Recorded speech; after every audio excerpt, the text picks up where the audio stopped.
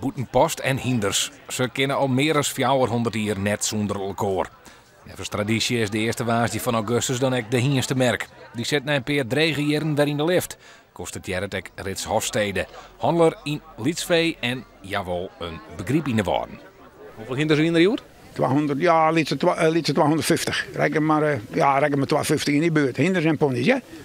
En nou ja, het is goed niet, want de meesten gaan goed handelen. Wie gewoon vooruit. Likkerzoors is het Maasbetiert al gezellig druk.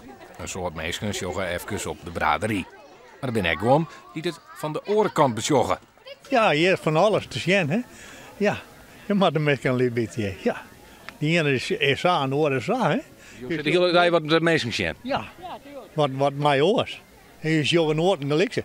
En daar wacht je nog een keer op, maar ja, die komen net zo vol. Maar moet je net bij de hinders wezen? Nee, alleen de hinders me draven. Hichtepunt van de traditionele feestweken van Boetenpost is dus het Concours Piek. Dat dit hier alweer voor de 58ste keer in het dorp houden wordt. Het weer is vandaag onze belangrijkste sponsor. Een week geleden waren we hier op de trein en toen hong de vlag er heel anders bij. Dat kunnen jullie nog wel een beetje zien. Maar het is geweldig op ons aangekomen. En we zijn er super content mee dat er zoveel volk al op de been is. Er werden deze editie maar liefst 4 Nederlandse kampioenschappen verrieden. Het echtpaar Malda van Blijen komt al meer dan 30 jaar naar het Hierse spektakel. Dat bij een van de grootste Iendijkse concoursen van Nederland is. Wie ik het hier vanavond ongeveer al. De hele dag hier zitten? Ja, krijg zolang dat daar aan is. Dat is zo mooi hoor.